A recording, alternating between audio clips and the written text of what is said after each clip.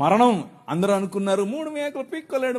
3 మేకలు పీక్కుండేది కాదు, మనుష్య సమాజానికి పట్టినటువంటి పాపం అనే మేకును, ఆ మేకుకున్న ముళ్ళు, మరణం అనే ముళ్ళును విరిచి పారేయటానికి ఆయన సిలువనెక్కాడు.